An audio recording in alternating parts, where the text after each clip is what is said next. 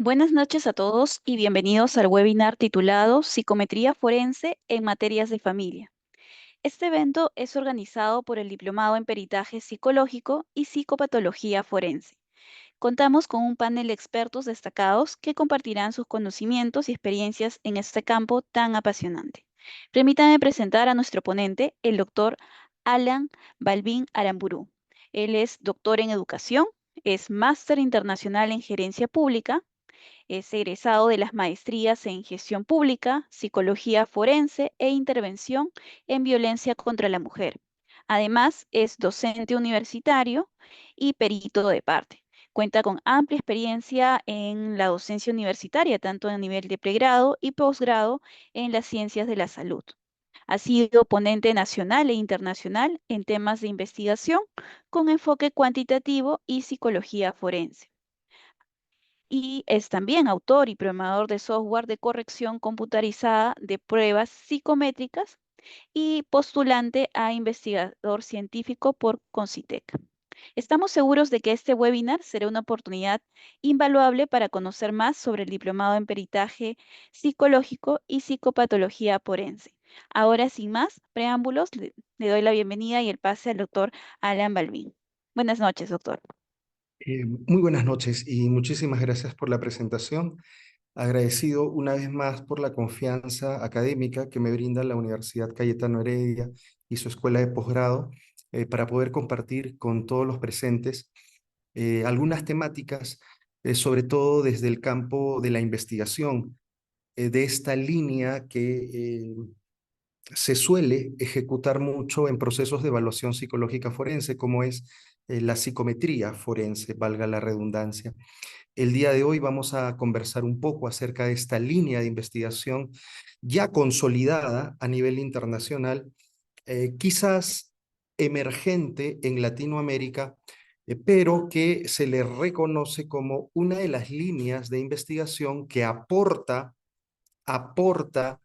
objetividad científica a los procesos de evaluación psicológica forense en general. El día de hoy vamos a centrar esta línea de investigación en una materia especializada como son los procesos de familia. Vamos a hablar un poco acerca de fundamentos de psicología jurídica y forense que nos van a permitir justamente delimitar el escenario y delimitar el espacio en el cual nosotros, como profesionales de la especialidad de psicología jurídica y forense, vamos a aplicar esta línea de investigación dentro de nuestros procesos de evaluación pericial. Entendamos que cuando un psicólogo jurídico forense cuando un psicólogo forense, en este caso, realiza una evaluación psicológica o un dictamen pericial, tiene que aplicar ciertos marcos teóricos, cierta metodología, y dentro de esa metodología de evaluación surge justamente la aplicación de la psicometría forense, pero también vamos a aplicar otros marcos como son la psicopatología forense, la neuropsicología forense, la victimología forense, entre otras líneas de investigación que aportan teóricamente, técnicamente y metodológicamente a este proceso complejo de evaluación pericial. Con este preámbulo voy a compartir con ustedes algunas diapositivas básicas, sobre todo para dar inicio a la exposición y poder comprender de qué se trata este tema o esta temática denominada psicometría forense. No sé si se escucha fuerte y claro y si se pueden ver las diapositivas, por favor. Sí, sí, doctor, sí se le logra escuchar y se ve correctamente todo. Muchas gracias. Perfecto. Muchísimas gracias, muchísimas gracias. Muy bien, entiendo que primero vamos a hacer una exposición muy breve acerca de estos fundamentos, ¿sí? Y luego vamos a pasar a una ronda de preguntas. No se preocupen, vamos a tratar de contestar todas las dudas o inquietudes que el público pueda tener respecto a esta temática. ¿Qué temática vamos a tocar el día de hoy? ¿De qué vamos a dialogar? ¿De qué vamos a conversar? Bueno, el título es Psicometría forense en materias de familia. definitivamente tenemos que entender lo que significa esta línea de investigación que, repito, es una línea ya consolidada a nivel internacional. Desde hace muchas décadas se ha trabajado el desarrollo de la psicometría en general y dentro de ese desarrollo, una de esas líneas de investigación es la psicometría forense o la psicometría aplicada a las necesidades de la evaluación pericial. Martínez entiende a la psicometría como una especialidad de la ciencia psicológica que estudia los procesos de medición. Esa sería una definición básica respecto a lo que se podría entender como la psicometría. El mismo Martínez refiere que la psicometría o el cuerpo del conocimiento psicométrico es un fundamento o se usa como fundamento para la construcción y el uso de los instrumentos psicométricos o de los test psicológicos. Por su parte, Muñiz, que también es otro teórico enterado, muy enterado acerca de la psicometría, nos menciona que las pruebas psicométricas o los test psicológicos constituyen herramientas fundamentales en la práctica profesional de los psicólogos y que la utilidad de estos instrumentos se fundamenta a su vez en tres principios básicos, como es la preparación del profesional en el uso de las pruebas, las propiedades psicométricas aplicadas de los instrumentos y el uso adecuado que se haga de ellas. Si se cumplen con estos tres requisitos, según Muñiz, los instrumentos psicológicos se convierten en herramientas fundamentales que nos ayudan generalmente al psicodiagnóstico.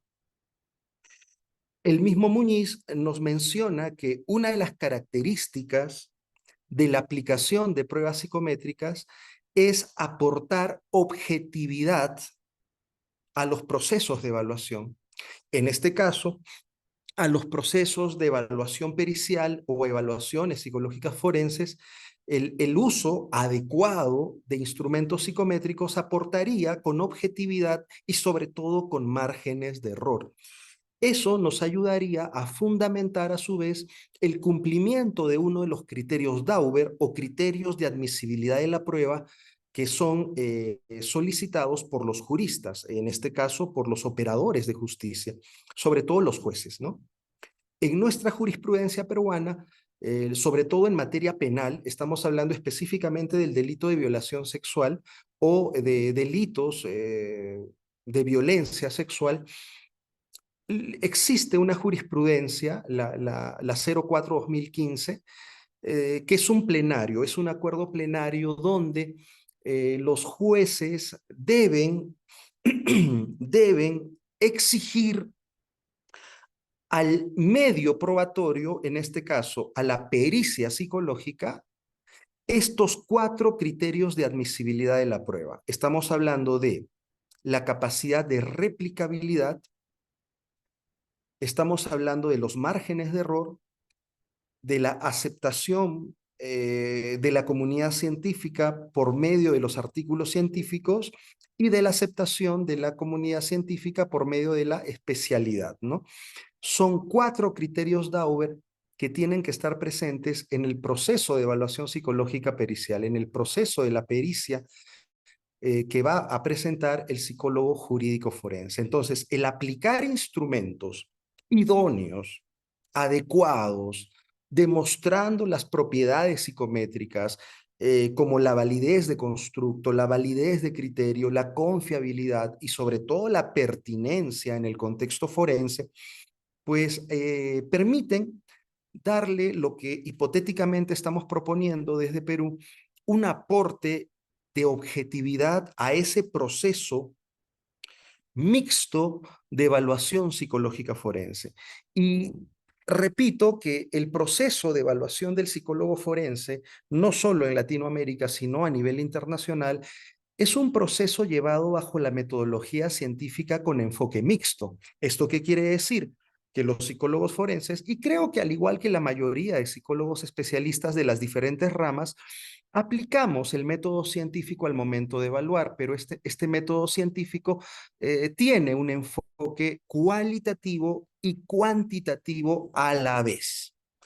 A la vez. ¿Cómo así? ¿Cómo se demuestra este enfoque mixto en nuestros procesos de evaluación? Básicamente aplicando técnicas cualitativas e instrumentos cuantitativos. La integración de estos dos enfoques, de estas dos dimensiones en nuestro proceso de evaluación psicológica forense hace que la metodología sea mixta. Y en ambos casos, el psicólogo competente debe demostrar, tiene que demostrar que tanto sus técnicas como sus instrumentos presentan estatus científico.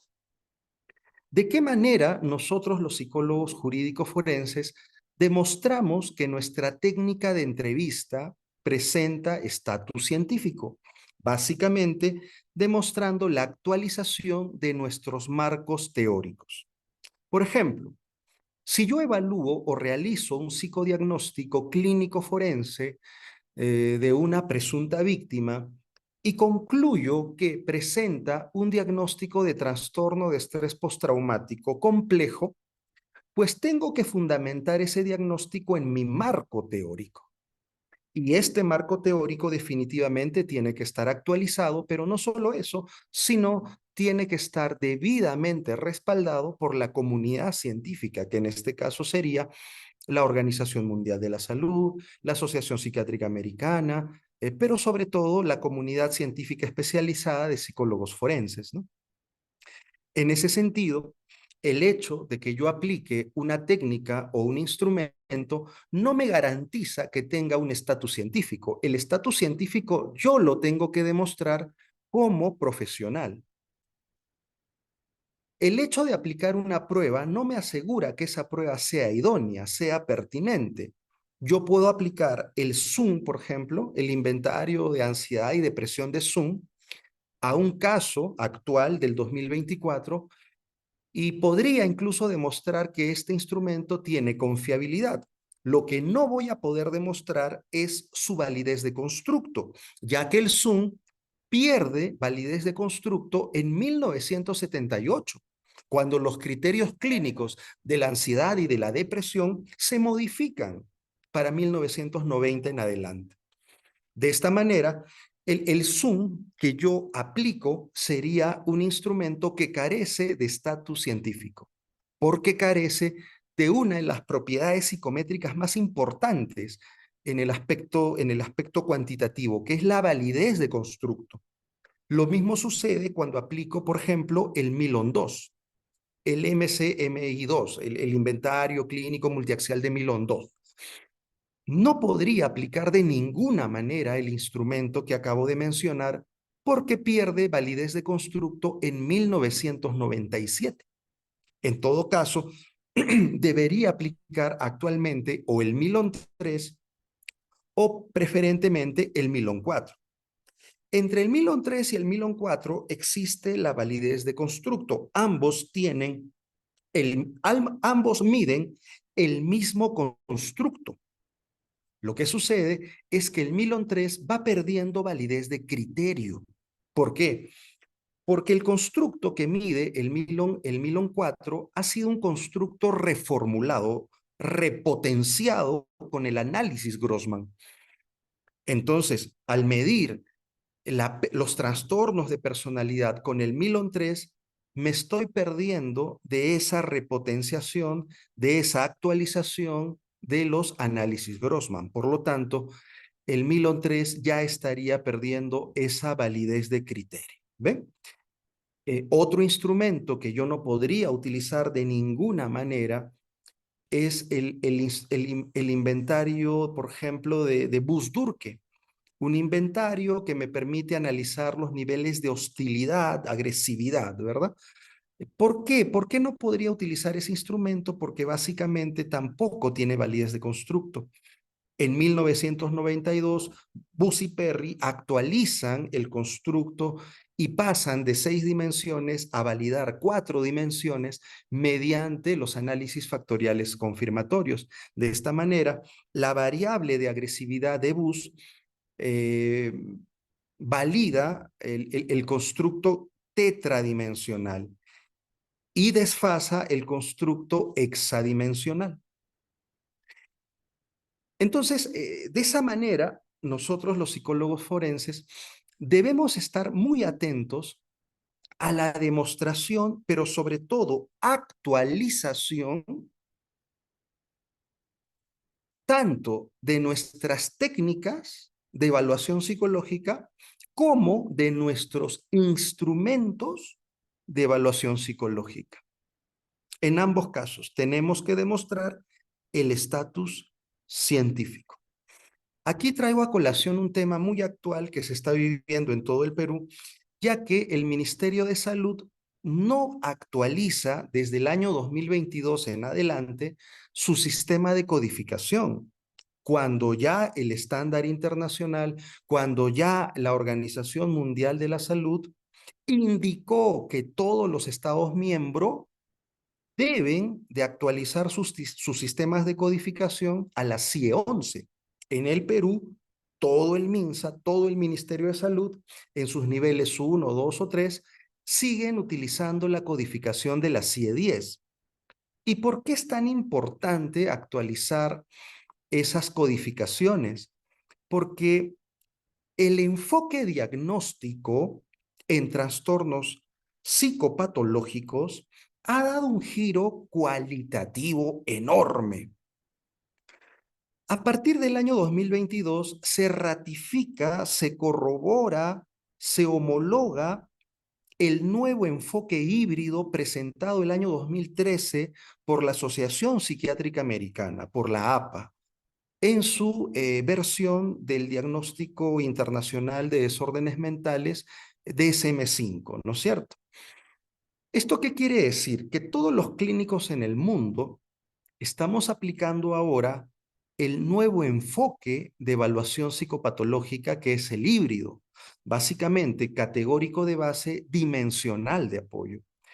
Pero esto repercute en el proceso, no solo psicodiagnóstico, sino en el proceso mismo de evaluación psicológica clínica, clínica forense, porque cada vez se están presentando nuevas actualizaciones de instrumentos psicométricos que se están adaptando a este nuevo enfoque híbrido. Es el caso del MMPI-3, es el caso del MILON-4, es el caso es el caso del Neopir 3, ¿se dan cuenta? Es el caso del MASI-2, es el caso del MIPS revisado. Entonces, los instrumentos psicométricos siempre se actualizan, se reformulan también en relación a la actualización del marco teórico, en este caso a la actualización del nuevo enfoque el nuevo enfoque diagnóstico denominado enfoque híbrido. ¿De acuerdo? Entonces, es muy importante para un psicólogo jurídico forense, para un psicólogo que realiza peritajes psicológicos, actualizar estas temáticas muy especializadas, estamos de acuerdo, pero que son el fundamento de rigurosidad científica de los procesos de evaluación jurídico forenses, de los procesos de evaluación periciales, ya que si nosotros, los peritos, de oficio o de parte, no realizamos estas actualizaciones, no cumplimos con estos estándares internacionales, pues nuestro trabajo no solo va a ser cuestionado, sino probablemente tachado. Probablemente nuestros informes periciales no sean tomados en cuenta por no cumplir con esa rigurosidad científica. Muñiz también nos menciona, o para su buen entender, considera que los instrumentos psicométricos o test psicológicos son la tecnología más sofisticada con la que cuenta el psicólogo contemporáneo. Al respecto, definitivamente la tecnología va a seguir desarrollándose, no tenemos la menor duda de ello, pero lo cierto es que al día de hoy, desde 1920 al 2024, los psicólogos en el mundo seguimos utilizando instrumentos psicométricos. Claro, cada vez más sofisticados, cada vez más especializados, porque actualmente ya contamos con grupos de pruebas para el área organizacional, educativa, forense, clínica, infantojuvenil, neuropsicológica, del neurodesarrollo, y esto va a continuar. Esto va a continuar porque la psicometría es es una rama, es una disciplina científica que tiene su propio desarrollo y su propia evolución. En este caso, otro teórico, otro especialista que es Olea, nos menciona que conviene no olvidar que las propiedades de un test no dependen solo de los ítems o no depende solamente del instrumento, sino de cómo se aplica ese instrumento. Entonces, no basta con utilizar instrumentos estandarizados, internacionalmente aceptados, validados por la comunidad científica, sino que debemos tener una formación para poder aplicar esta tecnología. Y eso es algo que se ha criticado mucho a nivel, sobre todo de Latinoamérica, ¿no? Por ejemplo, eh, una mala práctica en psicometría, una mala práctica al momento de usar las pruebas psicométricas, en general, es no controlar el ambiente. No controlar el ambiente. Por ejemplo, aplicar las pruebas en un ambiente con poca iluminación o donde existan ruidos, donde no haya privacidad, donde no haya un clima controlado en cuanto a temperatura, en cuanto a oxigenación. Em, no solemos controlar, por ejemplo, la presencialidad, que es algo muy importante. Considero que más del 99% de instrumentos psicométricos se han diseñado para ser aplicados de manera presencial. Sí existen ya formatos de aplicación virtual, pero básicamente es de manera sincrónica o mediante una plataforma muy sofisticada. En algo que personalmente no estoy de acuerdo es en aplicar los instrumentos pasándolos a un formato de Google, ¿no? Eso no se ha hecho, no se suele hacer mucho en evaluación clínica particular o personalizada, pero sí se suele hacer mucho en investigaciones científicas, ¿no? Claro, en la época de pandemia se permitió por el contexto, pero no es lo adecuado, no es lo pertinente. Un instrumento psicométrico debe aplicarse tal cual fue elaborado, tal fue diseñado, tal cual fue construido. Entonces, no podríamos romper esos criterios de control del ambiente, ¿sí? Por una necesidad particular. Bueno, es una postura que yo defiendo, la pueden compartir o tal vez no, y justamente para eso está el debate académico. Entonces, entendiendo este tema de la psicometría, podemos hablar ahora de la adaptación del uso especializado de esta disciplina al ámbito forense, ¿no es cierto? Y una de las principales diferencias o tal vez características de la psicometría forense es el control de los sesgos. Eso es fundamental. No quiere decir que no se haga en la evaluación psicométrica clínica, también se hace, pero en el ámbito forense es algo fundamental que sí o sí se debe controlar. Cuando nos referimos al control de sesgos, básicamente nos estamos refiriendo a esa alteración intencional que suele hacer el evaluado pericial, el peritado, en ámbitos jurídicos forenses. Recordemos que generalmente los pacientes clínicos vienen por voluntad, vienen solicitando ayuda, vienen hasta cierto punto con una actitud de confianza hacia el profesional, pero en el ámbito forense en general no sucede así o no tiene por qué suceder así. Generalmente los peritados en el ámbito jurídico forense, en el ámbito de la psicología forense, vienen por mandato judicial, vienen por una orden judicial, tanto a nivel de presuntas víctimas como de presuntos agresores, o básicamente como demandantes y demandados en procesos de familia, ¿no es cierto? En ese sentido, en el contexto forense, el perito debe tener mucho cuidado al momento de controlar estos sesgos. ¿Y cuáles son los sesgos? Pues todos esos sesgos que los forenses solemos controlar, nacen del fenómeno de la simulación, una condición que fue ya definida en 1992 en el DSM-4 como aquella producción intencional de síntomas físicos o psicológicos falsos o exagerados, motivados por incentivos externos, ¿no? De esa manera define el DSM-4 al fenómeno de la simulación, a la condición de simulación. No lo define como un trastorno, lo define como una condición. Los psiquiatras fueron los primeros en abordar este fenómeno para luego los psicólogos jurídicos forenses pues también considerarlos en sus procesos de evaluación. Al respecto, Widows y Smith, que son especialistas en la temática, ellos han diseñado un instrumento denominado SIMS, un instrumento para detectar la simulación de síntomas. Mencionan algunas prevalencias de estos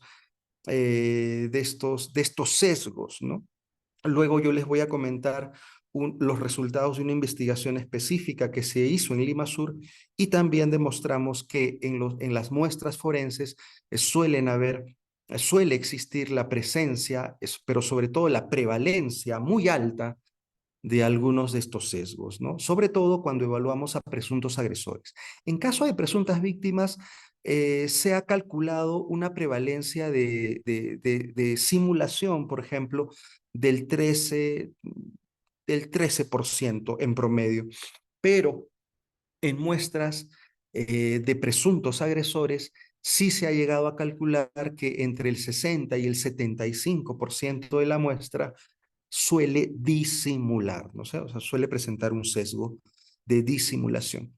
Para entender este punto de la simulación, yo les he preparado una, una rueda, ¿no? Una rueda didáctica que nos permite entender el fenómeno desde el núcleo. Esto quiere decir desde la definición fundamental del fenómeno general de la simulación. Entonces, ¿cómo se define la simulación?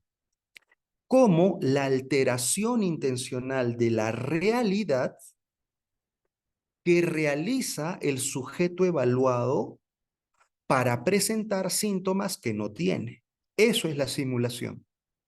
Yo como paciente presento síntomas que no tengo para ser considerado como una víctima, por ejemplo, para ser considerado como una persona afectada, por ejemplo, ¿no? Eso es muy importante, eso es muy importante, porque existen casos falsos positivos, ¿no? La disimulación es la otra cara de la moneda, es lo contrario a la simulación. También es una alteración intencional de la realidad, pero con otro objetivo, con el objetivo de presentarme mejor de lo que en realidad estoy, con el objetivo de ocultar síntomas que sí tengo.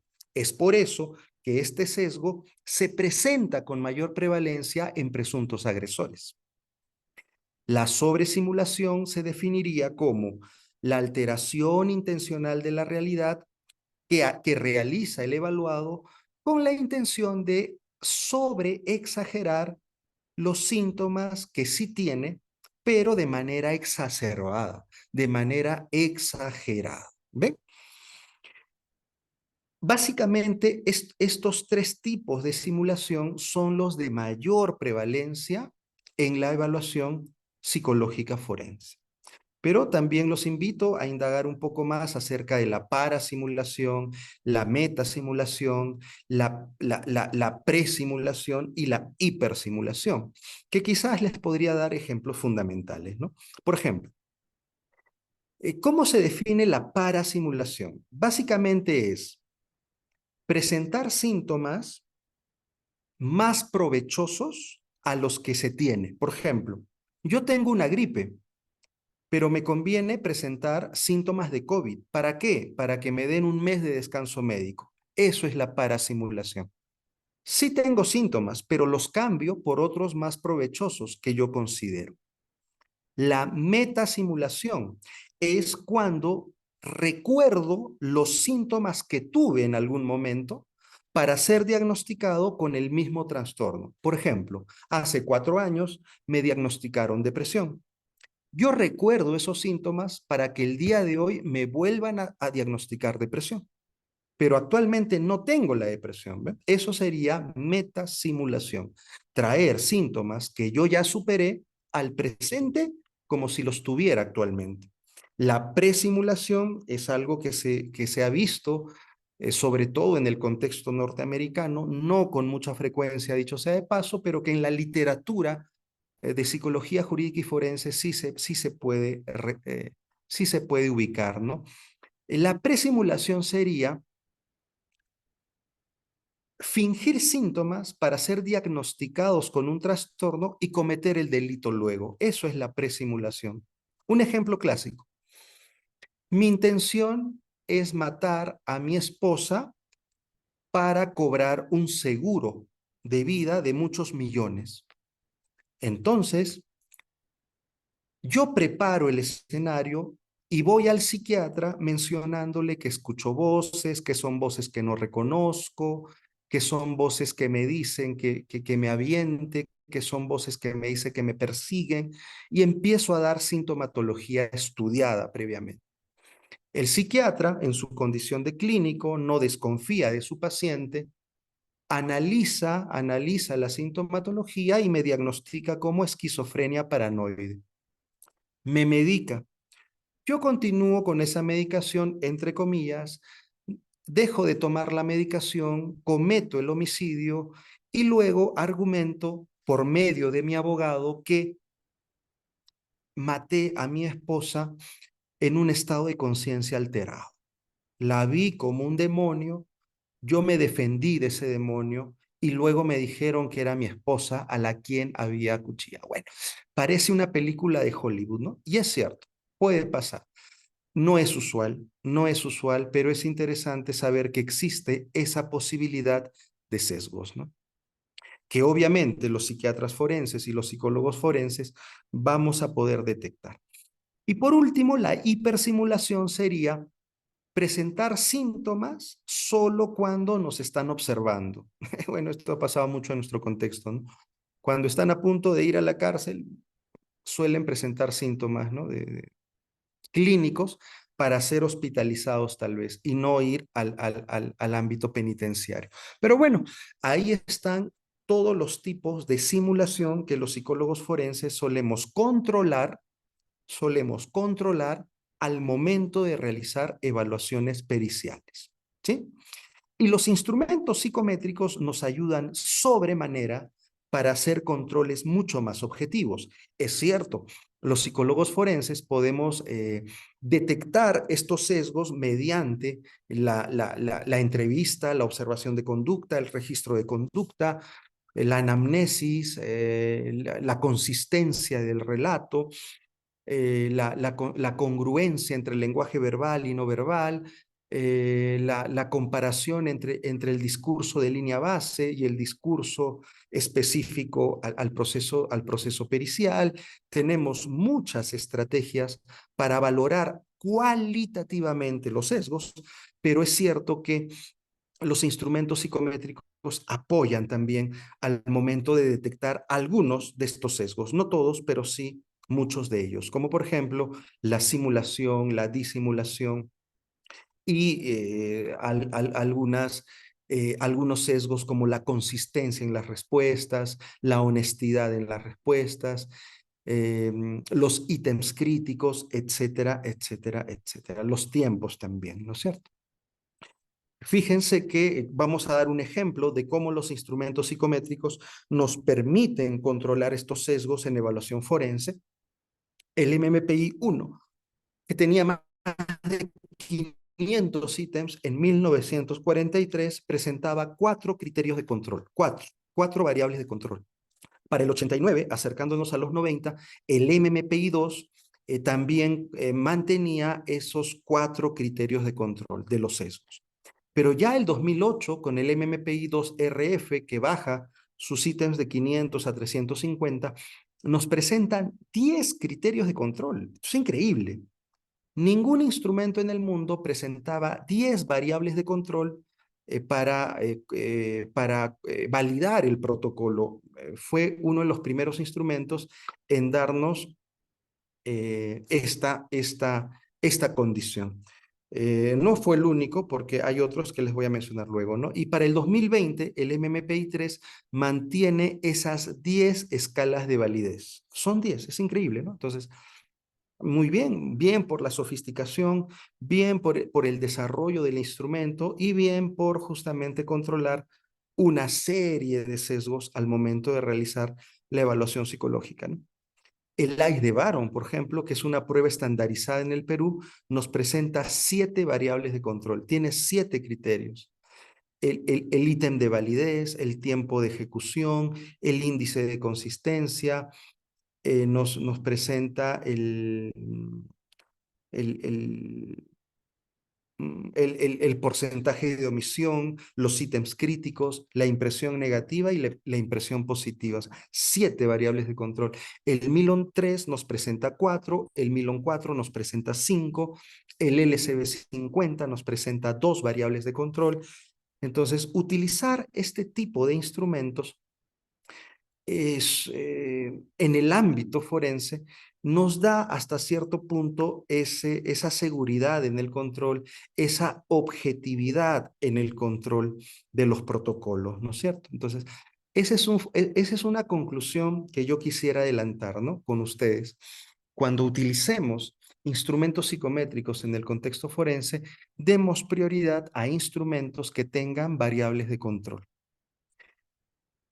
Aquí hay una investigación que nosotros hicimos utilizando un piloto, una muestra piloto en el año 2017 en Lima Sur, y comparamos dos instrumentos en dos muestras diferenciadas, en una muestra escolar y en una muestra forense.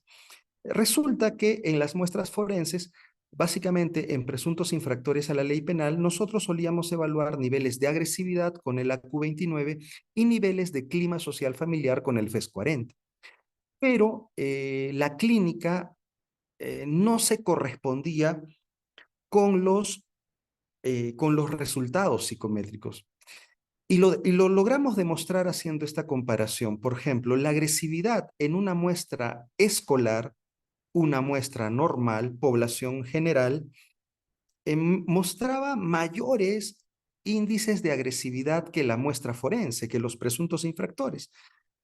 Pero mediante la observación, la entrevista, la anamnesis, nosotros observábamos que los infractores tenían mayores niveles de agresividad.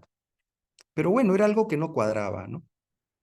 Lo mismo sucedía en el clima social familiar, o sea, los infractores tenían mejor clima social familiar que la muestra escolar.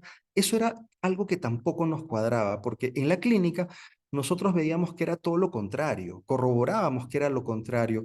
Los infractores a la ley penal solían tener menos clima social familiar, pero bueno, eran los resultados psicométricos, ¿ah? Eran resultados psicométricos. Y se supone que con niveles de confiabilidad por encima del 0,70, como pueden ver ahí, ¿no? Pero esta incongruencia fue explicada cuando al año siguiente nosotros hicimos una comparativa del sesgo de disimulación. Controlamos la disimulación en dos muestras, una forense y una escolar. Igual, la muestra forense era de presuntos infractores y la muestra escolar, pues, de una población normal, también de adolescentes, ¿no? Y resulta que en la muestra de infractores, el 83% de los evaluados presentaba la disimulación. Sesgaba el instrumento con simulación, mientras que en la muestra escolar era del 41%. Cuando vimos estos resultados no lo podíamos creer, deducimos que había un error, entonces volvimos a hacer la comparación y ahí están los resultados, totalmente consistentes. Con la segunda muestra escolar sucedió lo mismo, 40%, mientras que con la muestra forense, 83%. Esto nos dio digamos, fundamentos, bases de evidencias para postular el criterio de pertinencia. No todos los instrumentos psicométricos son pertinentes al contexto forense, no todos, ¿no? Sobre todo, sobre todo, los instrumentos clínicos sin variables de control no deberían ser usados en muestras de presuntos agresores, en muestras penitenciarias, por ejemplo, que también hemos hecho una investigación al respecto, varias, diría yo. Hemos evaluado múltiples instrumentos con variables de control, sin variables de control, a muestras penitenciarias y nos hemos dado pues con la sorpresa académica de que no son confiables, no son confiables. Entonces, son varios escenarios de investigación donde ya dentro del Perú estamos obteniendo evidencia de cómo se va comportando la psicometría forense en nuestro contexto, en nuestro contexto. Y es algo muy interesante porque va coincidiendo también con los resultados pues, de otros colegas, ¿no es cierto? En base a eso, también hemos diseñado estudios piloto para poder demostrar la confiabilidad de instrumentos clínico-forenses en muestras forenses, valga la redundancia. Del 2019 al 2020, y actualmente lo seguimos haciendo, hemos probado diversos instrumentos en muestras forenses. El BDI-2 tiene una confiabilidad del 0,94, el CDI lo propio, el CMAS-R2, el AMAS, dos dimensiones son confiables, la tercera no. Tanto el 90R como el LCB50 son confiables en todas sus dimensiones, pero eso sí, en muestras de presuntas víctimas, ¿no? Valga aclarar ello. Entonces, poco a poco también estamos compartiendo con la comunidad científica mediante los artículos científicos, mediante los artículos originales, estos resultados, ¿no? Que son interesantes, valiosos para la comunidad científica, sobre todo en el Perú, que es un país latinoamericano que a veces se caracteriza por la poca producción científica. Pero bueno, ya estamos también compartiendo estos resultados, no solamente a nivel de pilotos de propiedades psicométricas en muestras forenses, sino también aportando un poco con la investigación tecnológica y desarrollando software que nos permiten corregir estos instrumentos pues de una manera mucho más eficiente, ¿no? Estamos publicando estos resultados en diversos congresos y también en algunos papers o artículos científicos. Muchas gracias por su paciencia, muchas gracias por su acompañamiento. Tengo entendido que hay algunas preguntas, varias preguntas a las cuales vamos a tratar de responder. Doy el pase entonces para la secuencia de preguntas, por favor.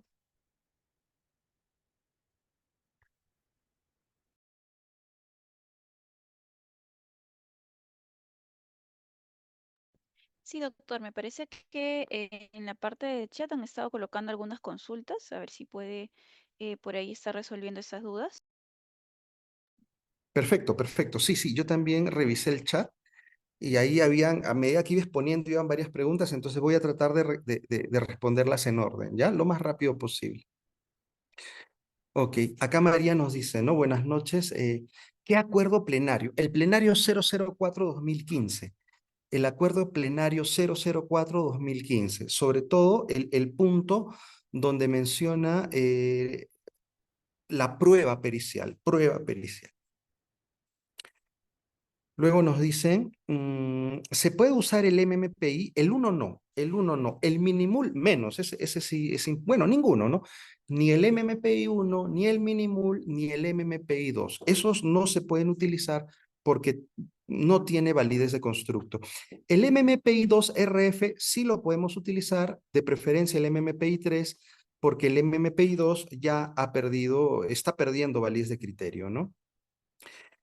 Luego Soy nos dice, si un perito oficial utiliza en su evaluación el instrumento del Zoom, en su experiencia, ¿cómo fundamenta su invalidez? Básicamente con la validez de constructo. Yo le explico al juez que el Zoom es un instrumento que ha perdido su validez de constructo en 1978.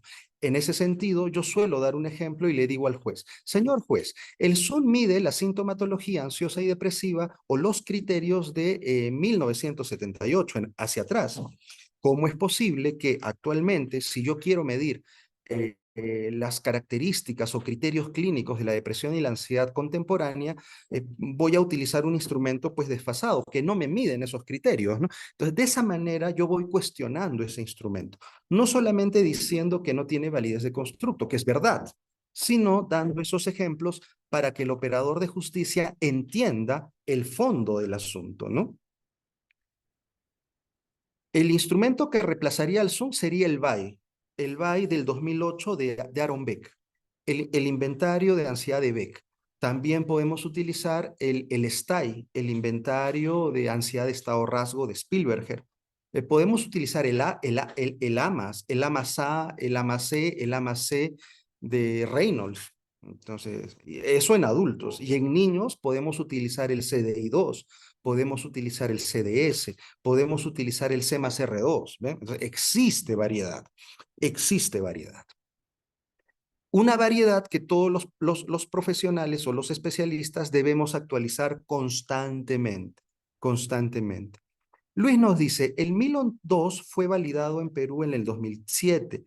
El número 3 salió el 2008, hace unos años salió el 4, pero he visto informes de medicina legal donde siguen usando el 2. Efectivamente, el 2 no solo no se puede utilizar, sino que Vilalta demostró que no es apropiado para el contexto forense.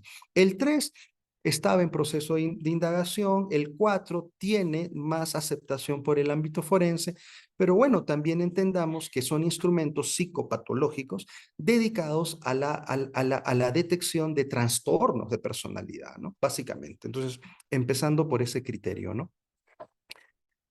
El SIMS, si es válido usarlo en el Perú, depende si tú demuestras la confiabilidad del SIMS en una muestra forense peruana, pues puedes utilizarla, porque validez de constructo tiene. El SIMS tiene validez de constructo. Ahora, lo que nosotros, los peritos, debemos demostrar es la confiabilidad de esos instrumentos válidos a nivel internacional. Nos preguntan si el webinar va a ser grabado. Eso sí se lo dejo, por favor, a los administradores. ¿El SIN diagnostica todas las alteraciones intencionales? No, no, no, no, no, definitivamente no. Me parece que tiene 4 dimensiones, básicamente, ¿ya? Se puede utilizar el MMPI 2RF, que es lo mismo que el MMPI 3. En realidad no es lo mismo, no es lo mismo, pero sí, los dos se pueden utilizar porque tienen validez de constructo, pero el MMPI 3 se está adaptando al enfoque híbrido. Entonces, como que por ahí tiene mayor validez de criterio, ¿no? ¿Los 3 proyectivos tienen variables de control? No, porque son técnicas. Los test proyectivos ya no se llaman test, sino se llaman técnicas proyectivas desde el año 2000 hacia adelante. Eso gracias al estudio Lilienfeld. Entonces, a partir del 2004, los marcos teóricos de las técnicas proyectivas también se han ido modificando. Las técnicas proyectivas no tienen propiedades psicométricas y no tienen por qué tenerlas porque son técnicas que se tienen que defender con el marco teórico, ¿no? ¿Qué instrumentos psicométricos tienen variables de control y se pueden usar en el Perú? En casos de clima familiar, tenencia, violencia intrafamiliar, afectación psicológica. En casos de violencia, sobre todo en presuntas víctimas, el LSB-50 funciona de maravilla. La verdad, lo hemos probado en provincia, lo hemos probado en capital, funciona de maravilla. El LSB-50, el SSL-90R, funcionan muy bien, funcionan muy bien. El ICE de Baro en familia funciona también muy bien. Podemos utilizar cualquier instrumento con validez de constructo que haya sido previamente evaluado a nivel de consistencia interna mediante sus índices de confiabilidad. O sea, yo puedo utilizar cualquier instrumento internacional, obviamente adaptado al lenguaje hispanohablante, ¿ya?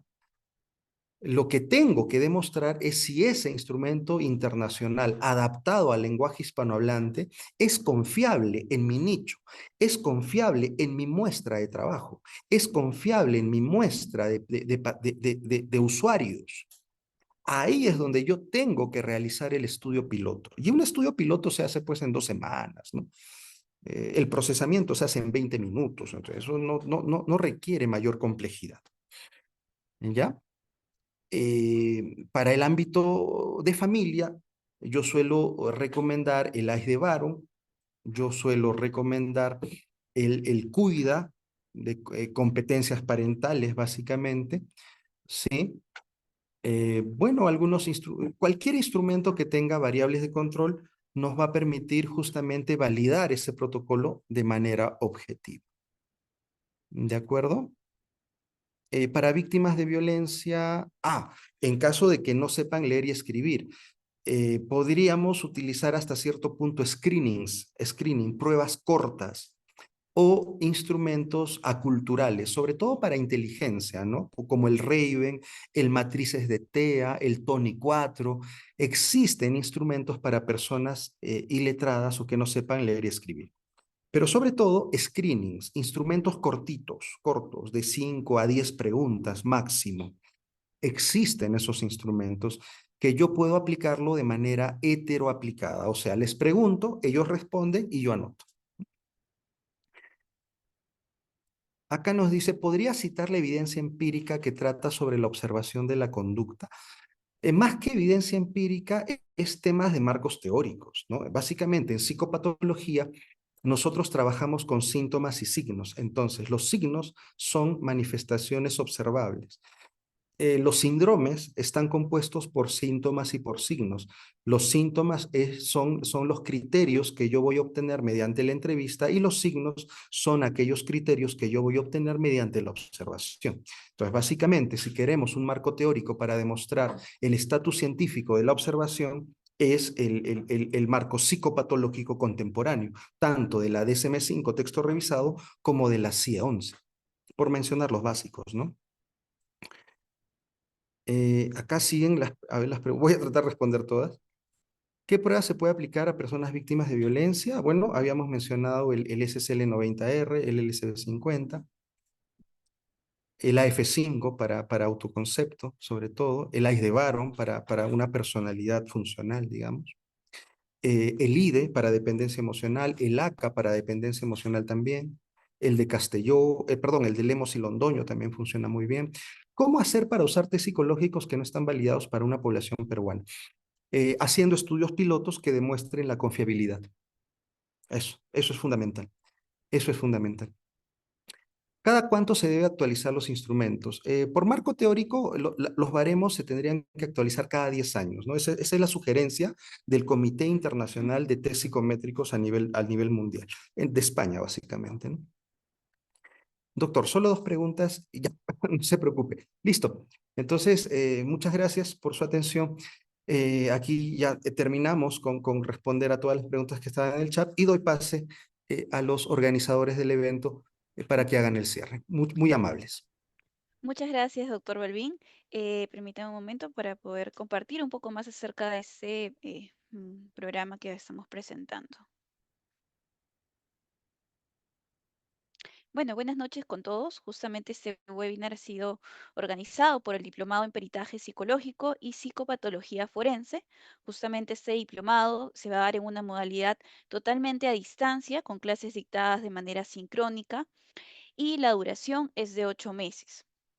De igual manera, ¿por qué elegir nuestro diplomado? Pues al término de este programa, los participantes van a ser capaces de planificar políticas, programas o acciones de prevención, diagnóstico o asistencia de composición tanto disciplinar como interdisciplinar e integrar juntas periciales, comités de evaluación, gabinetes técnicos o equipos profesionales en las distintas instancias jurídico-institucionales.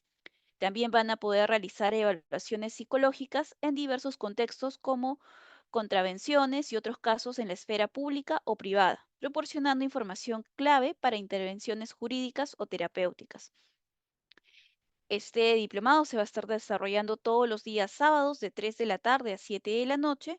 Contamos con solamente 25 vacantes disponibles. En cuanto al cronograma, este plan diplomado está programado para iniciar recién el próximo año. Estamos recibiendo inscripciones hasta el 7 de febrero. La evaluación curricular se va a dar justamente del 7 al 12 de febrero y la publicación de resultados se está dando el viernes 14 de febrero para finalmente iniciar clases el sábado 1 de marzo. Quiero comentarles que desde ya estamos recibiendo las postulaciones. Pueden ir ya adjuntando la documentación, que en un momento le voy a detallar para que puedan ir ya postulando, pero para que tengan en consideración ello, porque ya tenemos de hecho algunos participantes que ya han sido admitidos porque ya han completado la documentación. ¿Cuáles son los requisitos? Pues justamente llenar una ficha de inscripción en nuestro portal de Postula UPCH. Los documentos que se le piden son documentos básicos, como lo que viene a ser la copia de su documento de identidad, que debe ser subida en formato PDF, una foto de ambas caras de su documento de identidad, su copia simple del grado académico de bachiller, constancia de egresado o su título, y un currículum vitae descriptivo no documentado. Todo ello pues debe subirse a nuestra plataforma para que pueda pasar por la evaluación y puedan pues en este caso indicar si han sido admitidos. En cuanto a la inversión del diplomado, les comento a los presentes que actualmente estamos brindando una exoneración en cuanto al pago de inscripción y matrícula. Esta exoneración está vigente hasta fin de mes, hasta el 30 de octubre, para todas aquellas personas pues que completen la documentación. ¿No? Como primer paso es que ustedes ingresen justamente al portal de Postula UPCH y puedan completar la documentación que les he mencionado. Y si realizan pues estos pasos hasta el 30 de este mes, bueno, es 31 de octubre, se les estaría brindando el beneficio de exoneración en cuanto al tema de inscripción y matrícula. Y ya en lo que viene a ser la inversión del diplomado, pues es de 4.200 soles que se financian en 8 cuotas mensuales de 525 soles. Sí recordar que el monto no incluye lo que viene a ser la emisión del diploma, del diplomado, el diploma final que tienen, ni tampoco las certificaciones de especialización. De igual manera, si quisiera mayor información acerca del plan de estudios o mayor detalles en cuanto a algún descuento que se tenga vigente o la exoneración que les menciono, se pueden poner en contacto conmigo, ya sea vía telefónica, WhatsApp o a mi correo para poder ayudarlos con todas las dudas que tengan respecto a este diplomado. De igual manera, agradecerles a todos por su participación y atención, agradecerles al doctor Balvin por su ponencia y muchas gracias por participar. Que tengan muy buenas noches.